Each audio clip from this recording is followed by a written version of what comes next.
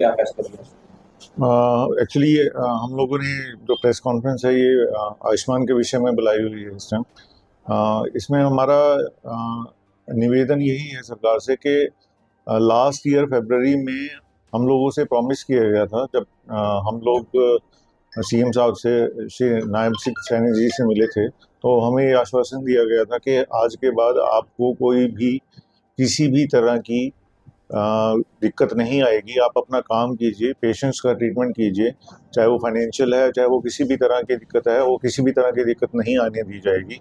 लेकिन उसके बाद आ, उनकी व्यवस्था या व्यस्त ज़्यादा है एडमिनिस्ट्रेशन, या फिर हमने हमने फिर अगस्त में फिर वो तैयारी की थी, मतलब स्ट्राइक की थी। उसके बाद कुछ थोड़ा बहुत फाइनेंसेस आए थे, लेकिन अभी पिछले 8 महीने से कोई भी सेटिस्फैक्ट्री रिस्पांस नहीं है।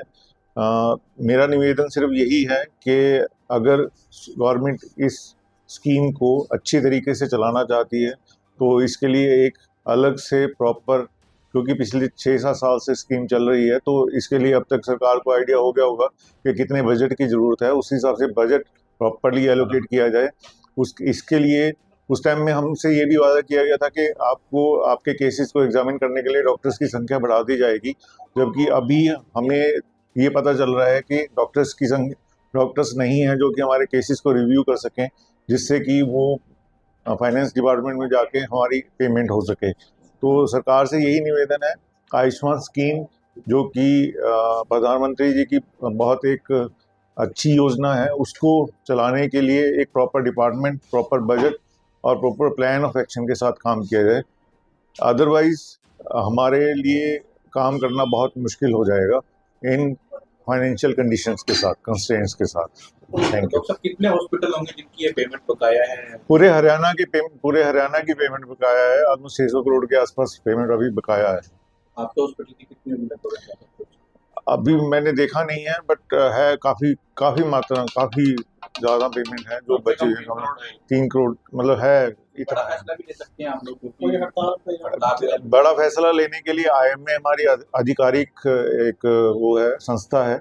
तो आईएमए ने कॉल लिया है कि 5 जून के बाद अगर वित्तीय जो व्यवस्था है वो उसको नहीं सुधारा गया, पेमेंट्स नहीं आई, हमारी मांगे नहीं हुई, नहीं मानी गई, तो 5 तारीख के बाद हम लोग असमर्थ होंगे आयुष्मान योजना के अंदर पेशेंट्स की ट्रीटमेंट के लिए।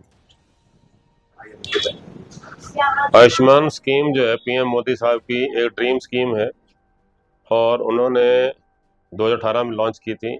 हम लोग भी तब से इसके अंडर काम कर रहे हैं और हमें प्रॉब्लम 2024 से आनी शुरू हुई, जब ये चिरायु कार्ड बने जिसमें मेजोरिटी के कार्ड बन गए और उस हिसाब से गवर्नमेंट इसके लिए बजट एलोकेट नहीं कर पाई। हमारी मीटिंग 25 लास्ट ईयर हुई थी फरवरी में कुलर साहब के साथ, और उन्होंने सभी एसीएस अधिकारियों को बुला के तभी मिलवाया था और एक एमओयू साइन हुआ था। उसमें यह था कि पेमेंट्स आ जाएगी अप्रैल तक, जो भी सारी पेंडिंग है, और उसके बाद आती रहेगी रेगुलरली। अगस्त आते आते हमें दोबारा स्ट्राइक पे जाना पड़ा और अब अगस्त से जो है अगले मार्च आ गई है। पेमेंट्स जनवरी की से आज तक की पेंडिंग है। वो कहते हैं जी हमारे पास वहाँ जो क्लेम प्रोसेसिंग डॉक्टर्स नहीं हैं और इसलिए हम नहीं दे पा रहे। लेकिन इसमें जो हॉस्पिटल हैं वो सफ़र कर रहे हैं, काम नहीं कर पा रहे हैं, और ऐसी पेमेंट इकट्ठी होती रहेगी तो जो पेशेंट एडमिट नहीं कर पाएंगे।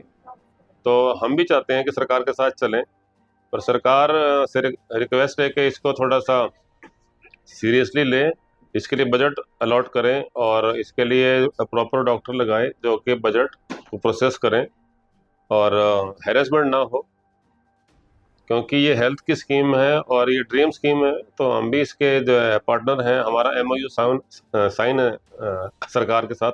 उस एमओयू में लिखा हुआ है कि 15 दिन के अंदर पेमेंट आएगी, और अगर नहीं आती है तो फिर इंटरेस्ट आएगी। हम इंटरेस्ट की बात नहीं करते, हम तो चाहते हैं हमारी पेमेंट आए। और हम काम कुरुक्षेत्र का 45 करोड़ के आसपास है, और कुछ लोगों हॉस्पिटलों का, अग्रवाल का 2 है, इनका जैसे बताया अभी, ऐसे लोकेंद्र का डॉक्टरों के अंदर का 3-4 है, ऐसे सिग्नेस का 8-9 है, डॉक्टर चूक का है 8-9 है। तो ये इतनी अमाउंट के पेंडिंग होते हुए आयुष्मान स्कीम कैसे चल सकती है? तो बड़ा फैसला भी ले सकते हैं IMA। आईएमए ने 5 तारीख से जो है ये कहा है कि सरकार ने तब तक अगर कोई ठोस कार्रवाई नहीं की तो हमें 4 की रात को या 5 सुबह से ये पेशेंट लेने बंद करने पड़ेंगे। क्षेत्र के सारे हॉस्पिटल जो प्राइवेट वो साथ देंगे। हाँ हाँ, आईएमए के साथ देंगे। तो हमारी प्रार्थना है कि इसको ऐसी हम भी जो है इतनी नौबत पे नहीं आना चाहते, सरकार इसको समझे और इसको वो करे। कौन कौन से डॉक्टर आए उनके नाम हॉस्पिटल? डॉक्टर अमन अग्रवाल है, Agarwal nursing home, doctor Anshul Grover है, श्री नंदलाल हॉस्पिटल, डॉक्टर सोपती हैं, Sopati nursing home, doctor Anurag Anurag Kaushal ji हैं, बालाजी आरोग्य वाले, और मैं डॉक्टर मेहता। मेरा नाम है doctor Priyanka Gupta. Nagpal multi speciality hospital में मैं वर्क कर रही हूँ। और जैसे कि आईएमए ने डिसाइड किया है कि जो बता रहे हैं कि पेमेंट पेंडिंग है काफ़ी सारी आयुष्मान के तहत, तो अगर जैसा आईएमए फैसला करेगा कि भाई आगे हम काम रोकेंगे, तो जो आईएमए डिसाइड करेगा उसी के अकॉर्डिंग हम भी वर्क करेंगे।